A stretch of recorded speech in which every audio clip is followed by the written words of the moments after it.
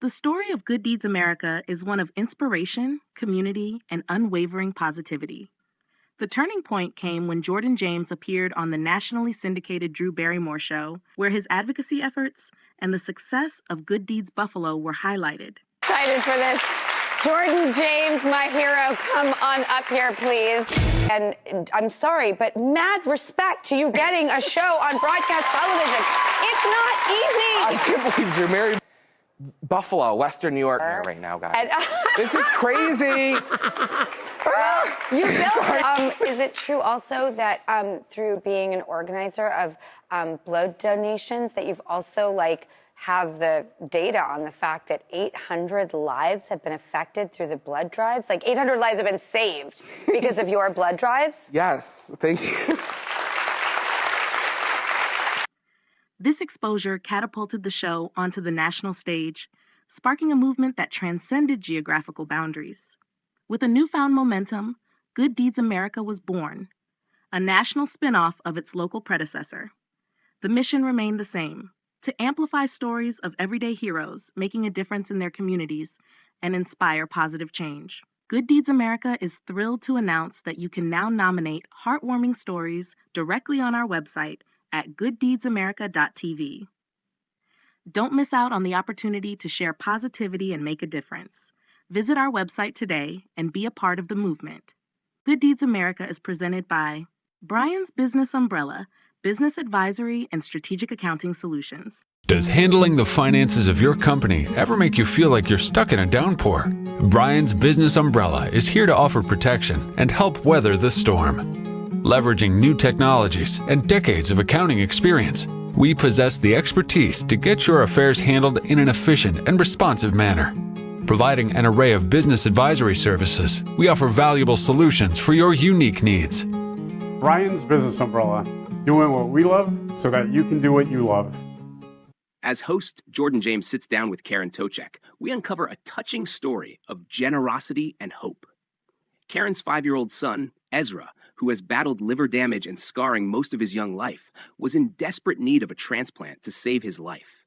Recently, he received an incredible surprise from his former preschool teacher, Carissa Fisher. Determined to make a difference, Carissa revealed her plan to donate part of her liver to Ezra. Captured on camera by Carissa's mother, the heartwarming moment featured a colorful poster and a stuffed teddy bear as Carissa visited Ezra and his family at their home in Alden, New York. The video shows Ezra's excitement as Carissa presents him with a poster asking, "Hey Ezra, would you like to share my liver?" and guiding him to check the yes box. Despite not having an active relationship since she taught him in preschool, Carissa, a dedicated community member, was moved by Ezra's story when she saw a Facebook post by Karen in March. Without hesitation, she decided to help.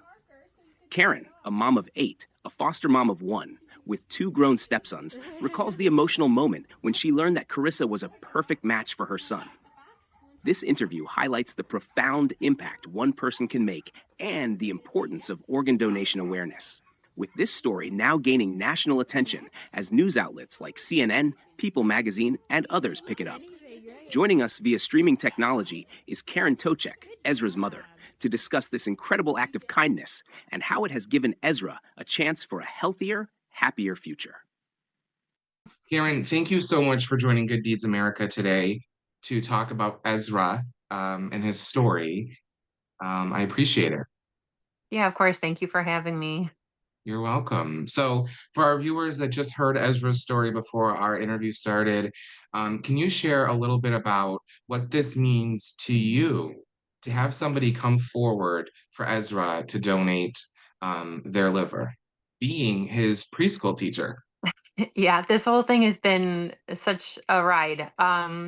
We honestly had, we're fighting, feeling discouraged in a lot of ways because, even though we haven't been waiting, an extended amount of time, it just seemed like, with the strong urge to try to recruit a living donor that we got from his team, it was feeling a little like it wasn't getting anywhere because, we don't hear anything until there's something to know.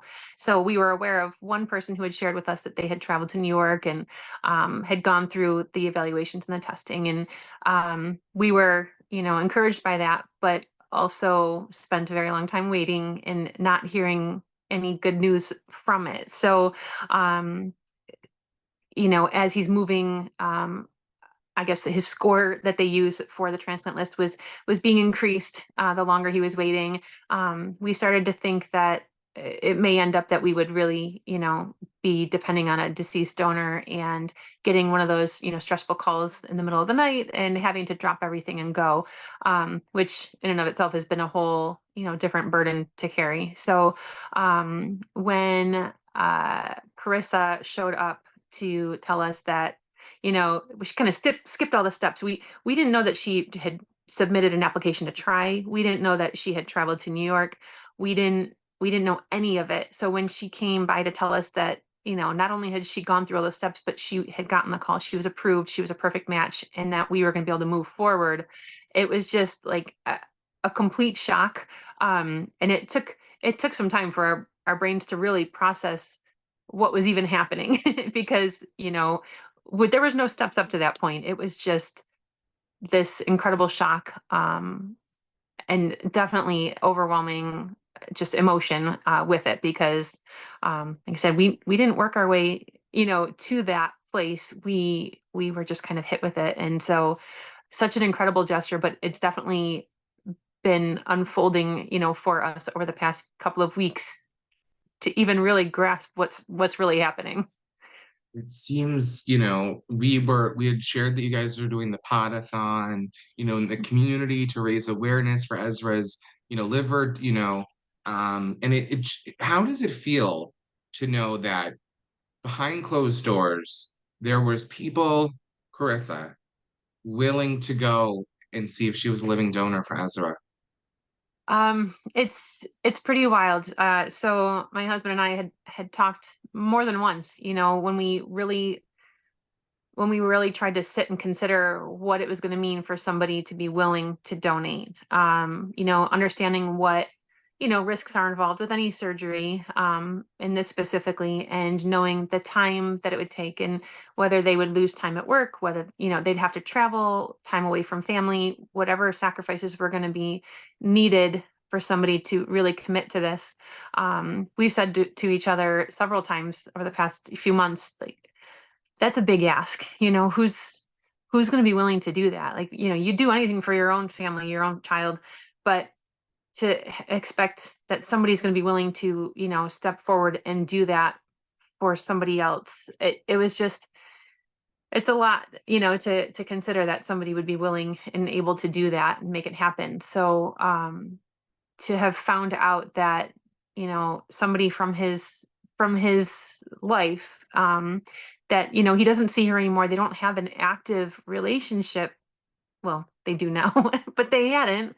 To know that somebody was willing to put themselves out there with no obligation, there's no guilt, being a friend or a family member feeling like, wow, I should really do this. It was just something that she and herself wanted to and felt compelled to do is just incredible. And then even the amount of energy that they put into surprising us just was like the cherry on top. It's just fantastic and, made it that much more fun and exciting for us. When I seen the video and Ezra, at first I don't think he understood what was happening. But then when he did, I had seen videos online of him too. He was so confident things would work out. Yeah. Too. He had that mindset, it seemed. So it's so cool to see that, a teacher, somebody who was put in his life to teach him something is going to help him make it to the next years of his life. Mhm. Did you know before this that somebody could be a living donor for the liver? So I do have some, medical background. I'm a registered nurse. So that is not, I did maternity nursing, which is a completely specialized and unique area. But, I do know that the liver regenerates tissue. I did know that was something, but I don't know, when he first came to us, I don't really know anything about, liver disease and everything. I'm learning so much as we go with him. Though I understand, the basics of how things work, and those things make sense to me, and I'm able to tell the doctors, you can talk to me like a colleague. I understand, the terminology. I know the words you're trying to say to me. You can say them like they are. But I definitely not any kind of an expert in anything liver related. So I I had was completely unaware that that was an option really.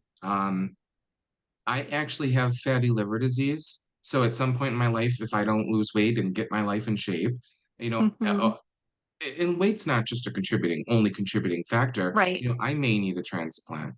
So to now know that it could be a living donor, Hmm. because how could you, like you had said earlier, the burden of even a deceased donor is hard. Right.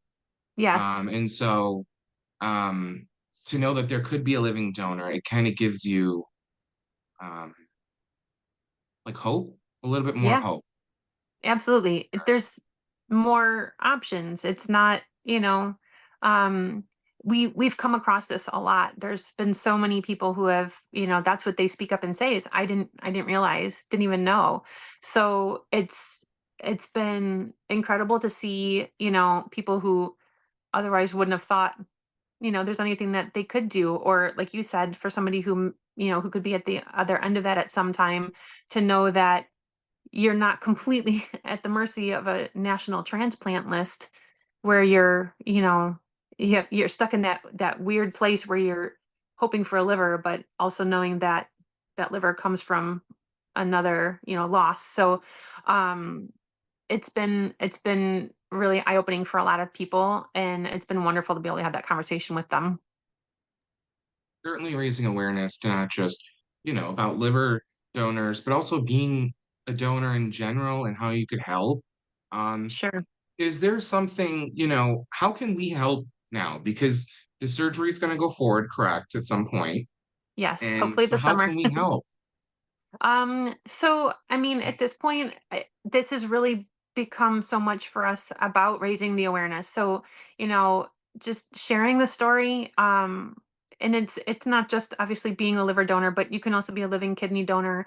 You can donate, blood and plasma and things. So there are other ways to give, and to be a part of that. Now that we're on the receiving end of that, it's a whole new appreciation for what it really means, when they speak of shortages, in these banks. So it really is a different appreciation for what goes on in those situations. And also, I mean, a lot of our story is foster care and adoption. So aside from his help, we hear so often that people would love to help, but they know that maybe fostering or adoption isn't for them.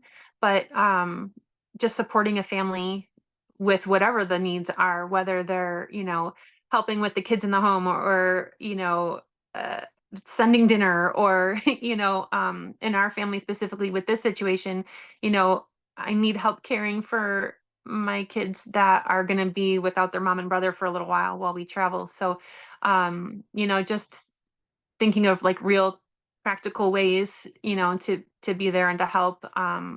We obviously do have the GoFundMe, to help with travel expenses, and you know, I already am thinking of ways that we're going to have to keep Ezra entertained and contained after surgery, because he is just so full of life and so full of energy that we joke that he's gonna we tell him, you gotta calm down, you're gonna pop your liver.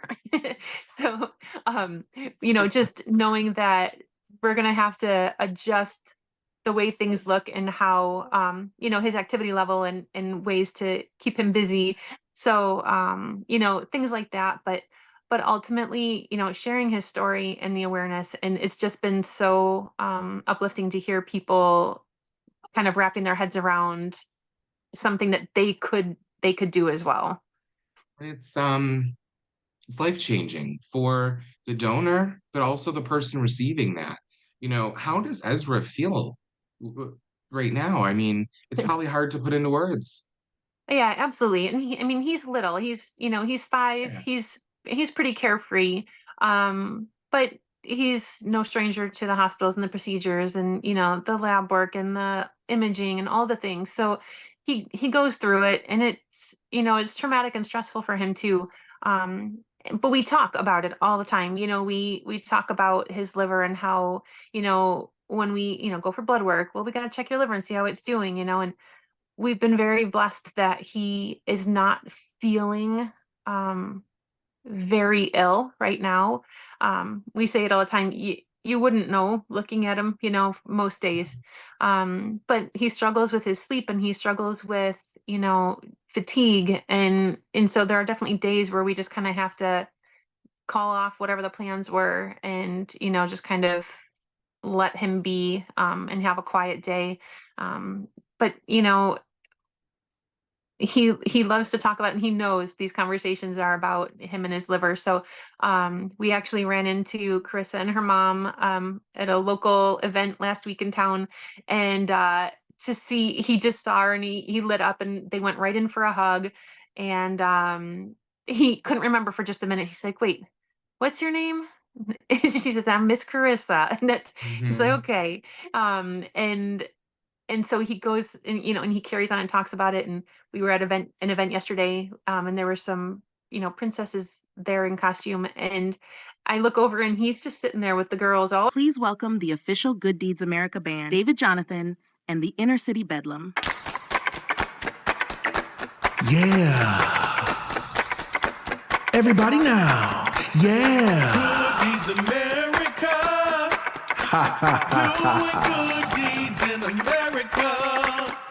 Good Deeds America. What we doing? Doing good deeds in America. Go ahead and help a friend. When we come together, we will always win. It takes everyone.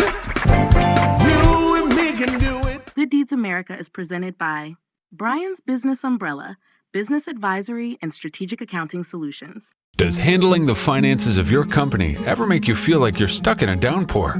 Brian's Business Umbrella is here to offer protection and help weather the storm. Leveraging new technologies and decades of accounting experience, we possess the expertise to get your affairs handled in an efficient and responsive manner. Providing an array of business advisory services, we offer valuable solutions for your unique needs. Brian's Business Umbrella, doing what we love so that you can do what you love. all around him, and and he's talking and talking, and then next thing I know, they're talking about him being on TV.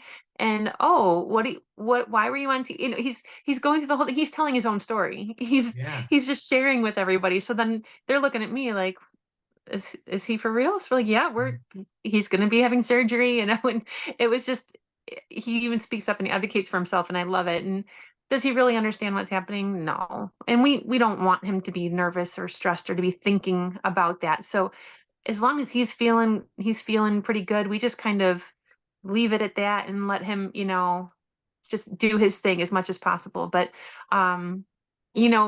he definitely senses the emotion and the gratitude and everything from us. And that's all we can, hope is that, and it'll be something that we'll share as he gets older, when he can fully really grasp what was done.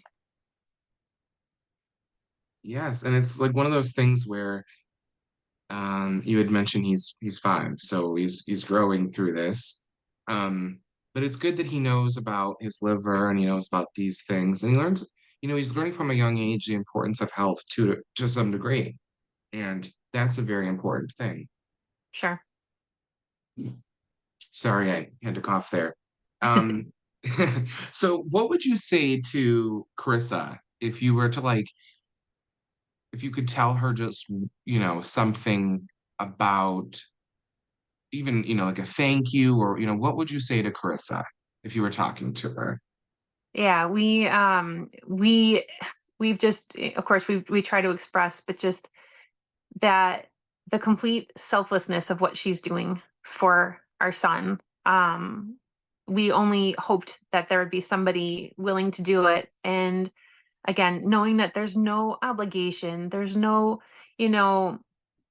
reason that she kind of had to go through the motions to do the right thing because she was expected to, and that you can see the joy on her face, how excited she is to be able to do this. And just completely grateful, like from the bottom of our hearts, to know that somebody who wants to do this is going to do this for our son, and that she can see how it turns out. She can be on the other side of that, and we're in the same community. She can watch him growing up, and she has mentioned that she just all she hopes for is that one day, with this chance, with the long and successful life he'll have, that he will make a change for the good in this world too. That's how he'll be able to pay it forward. So we're just incredibly grateful, and that the quicker this happens, the quicker he can get back to just being Ezra. a 5-year-old. Yeah. Without a care. And it's just, it hits us sometimes, and we look at each other and we think, she's really doing this for him. Like, Yeah. this is just wild. This is really happening. So I'm grateful that we'll be able to express that to her in time too, because we don't know what to say. There aren't words that really clearly express how we feel. And we just hope that she can feel that, heart to heart, that she knows that the most ultimate amount of gratitude. It's incredible. I think that it's one of those things.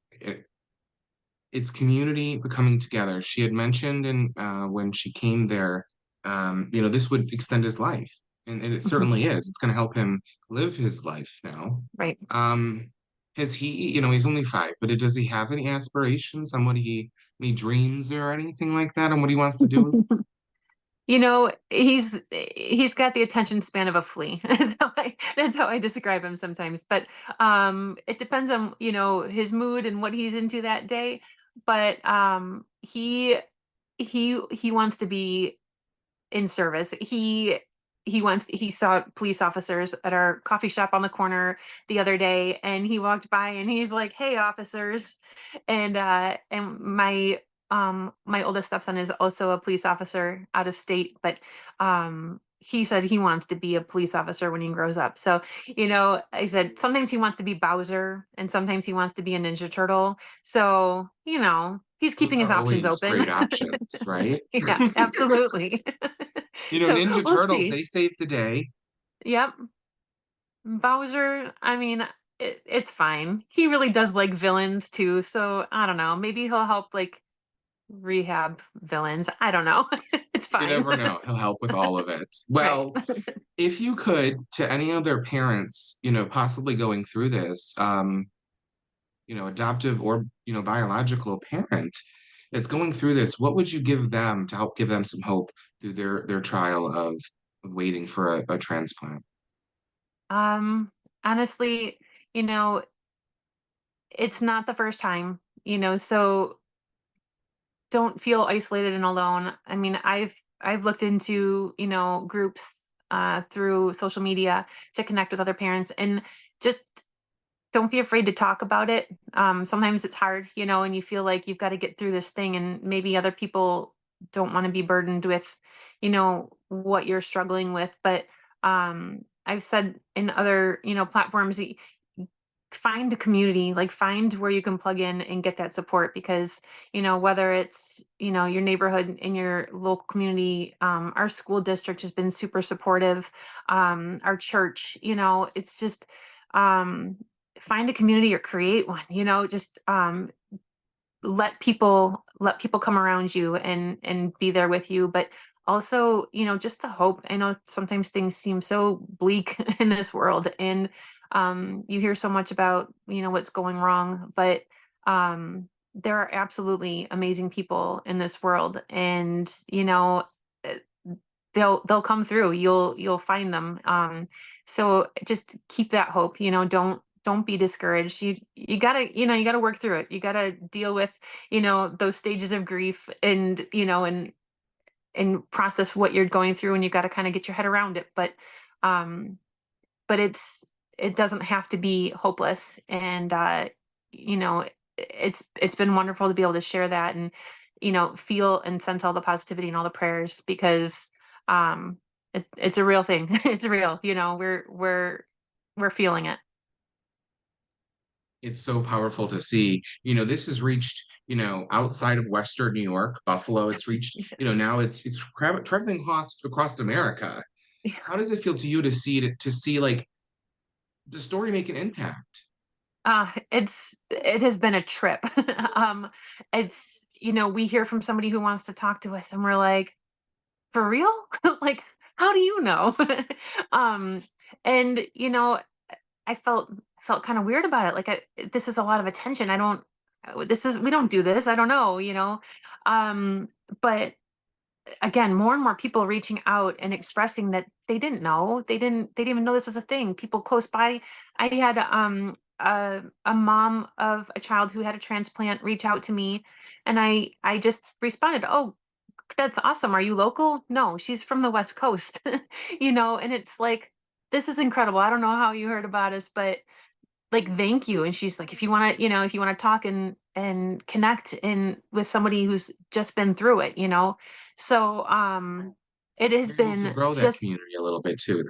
absolutely. And to have people that are aware of what we're going through and can um speak to their experience, to go along with the support that we have from people who just want to be here for us. No experience, they don't know what to say or the right thing to do, but they're here for us. So it's really amazing to have people reaching out from all different places.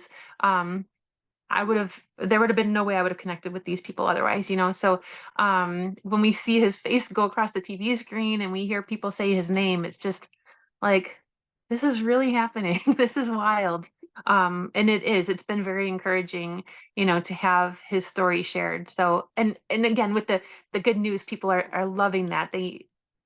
Everything about the story is just very heartwarming and touching. And we love the attention Carissa's getting, for being a hero. And I love even that she's from our same community, which is just really sweet. It feels very small town. Of course we're looking out for each other. So it's been wonderful. And as much as it felt kind of awkward at first, we're realizing that it brings more purpose to what we're going through. If we can raise awareness, or and for whatever it is. I apologize, my dog is being silly behind me. Come here, Goofy. And whatever comes of this, just to know that somehow his story's made an impact.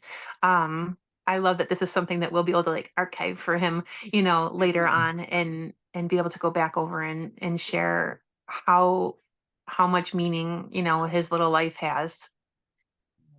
It's such a powerful message, and I'm thankful to be able to talk with you today, Karen. And I hope that someday we'll be able to do an update story with Carissa and Ezra. That would be so cool. It would. So you mentioned this summer you're going to get the surgery and everyone's going to get healthy, and we'll do an update story soon then.